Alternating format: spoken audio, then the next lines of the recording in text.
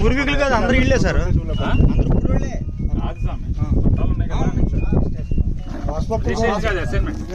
తీసారు, మళ్ళీ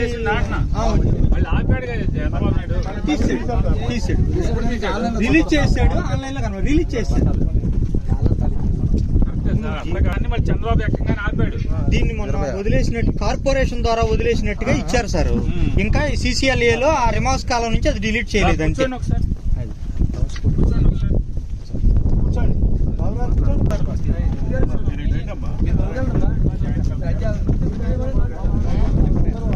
కానీ ఇదివరకు స్టైల్ గా ఉన్నావు కొంచెం. నెల్లుడే అజయ్ మామ స్టైల్ మార్చాడు.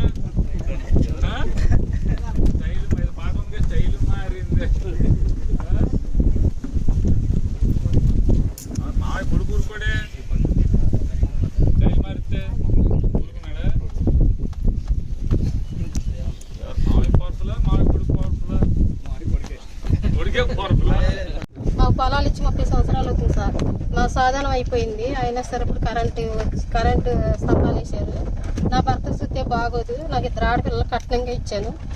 నాకు అది తప్ప ఇంకేమీ లేదు. నుంచుంటానికి నేడు కూడా లేదు. నా భర్తతో 15 సంవత్సరాలు బట్టి బాధపడతాను నేను. నా పిల్లలని 2 నా ఇంటికి పంపించేతారు. నా ఇల్లు అదే కట్నం కింద ఇచ్చాను.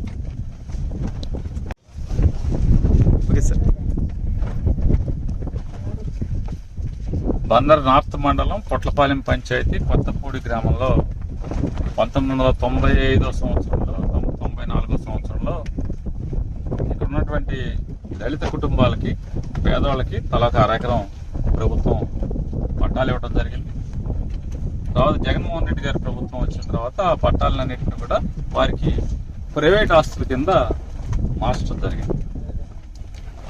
ప్రైవేట్ ఆస్తుల కింద మార్చినటువంటి భూమిలో కోర్టుకి అవసరం అని చెప్తూ బాగా పెద్ద హెవీ లైన్ టవర్లు, ఆ హెవీ టవర్లు పొలంలో వేస్తామని చెప్పని వీరికి చెప్పకుండానే పొలంలో నిన్న రెవెన్యూ అధికారులు వచ్చి మార్కింగ్లు ఇచ్చి వెళ్ళారు. వీరి అభ్యంతరం ఏంటంటే ఆ టవర్ వేసిన తర్వాత లైన్ల మీద నుంచి వెళ్ళిన తర్వాత ఆ పొలం కనీసం తాకట్టు పెట్టుకుంటాకో లేకపోతే ఎవరికి అమ్ముకుంటాకు కూడా అవకాశం ఉండదు. కాబట్టి ఇప్పుడు అది ప్రైవేట్ ఆస్తిగా మారిపోయింది. కాబట్టి వారి ఇష్టారాజ్యంగా కరెంటు డిపార్ట్మెంట్ వాళ్ళు, పోర్ట్ వాళ్ళు కలిసి వీళ్ళ మీద బలం అంటే అధికార బలంతో వేసుకెళ్తాకి మేము ఒప్పుకోము. మేము చిన్న కుటుంబాలలో బాధలు ఉన్నాయి, ఇంట్లో భర్తలకు బాగోదు, మా ఆరోగ్యాలు బాగుండే పరిస్థితి లేదు. అది ఆస్తిని చూసుకుని కూలి ఉన్నా, కూలి వచ్చినా, కూలి రాకపోయినా, ఎవరైనా కూలికి పిలిచినా ఆ రోజు కూలికి ఎవరు పిలవకపోయినా, ఇంటికి ఆ రోజు ₹1 ఇంటికి పట్టుకెళ్ళకపోయినా, పని దొరక్క ఆ పొలం ఉందనేటువంటి, ఆస్తి ఉందనేటువంటి ధైర్యంతో బతికేటువంటి పరిస్థితులు ఉన్నాయి. అది ధైర్యంగా బతుకుతున్నాం ఆ ఆస్తిని చూసి. ఇవాళ దాన్ని నిర్వీర్యం చేసి అది ఎందుకు పనికిరాదని నిర్వీర్యం చేసే పరిస్థితి వస్తే, దాని విలువ లేకుండా చేస్తే మేము ఆత్మహత్య నుంచి మరో శరణ్యం లేదని చెప్పినది వాళ్ళందరూ బాధ, ఆవేదన. దానికోసమనే కోర్టు అధికారులకు కానీ లేదా రెవెన్యూ అధికారులను కూడా డిమాండ్ చేసేది ఏంటంటే, ఏదైతే మీకు అయితే ఆ పొలం అంతా కొనుక్కోండి. ఈ పక్కనే మీరు ల్యాండ్ ఎక్విజిషన్కి డబ్బులు ఇచ్చినట్టుగా, లేదా ఇవాళ దాని మీద ₹100 పెంచారని ఇవ్వండి. లేదా వీరికి ఆత్మహత్య చేసుకోవటం లేదా టవర్ పట్టు చచ్చిపోవడం తప్పితే వేరే అవకాశం లేదు. ఎందుకంటే పోర్ట్ అనేది ప్రభుత్వం కట్టినా అది వ్యాపారం కోసం కడుతున్నాం ఈ ప్రాంతంలో.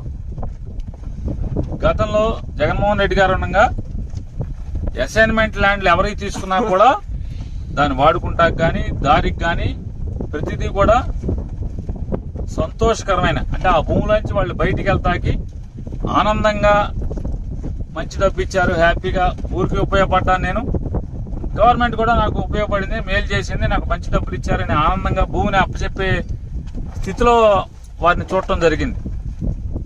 అలాగే ఇప్పుడున్న ప్రభుత్వం కూడా, ఇప్పుడున్న పాలకులు కానీ ఈ దళిత కుటుంబాలనేటువంటి పేదవాళ్ళ భూములోంచి ఆ కరెంటు తీసుకునేప్పుడు కూడా అదే రీతిలో వాళ్ళు చిరునవ్వుతో ఈ పొలాన్ని పోర్టుకో లేదా కరెంటు డిపార్ట్మెంట్కు అప్పచెప్పే రీతిలో నష్టపరిహారాన్ని చెల్లించి మాత్రమే ఈ పొలంలోకి దిగి పని చేసుకోవాలని చెప్పని వాళ్ళ తరపున డిమాండ్ చేస్తున్నారు.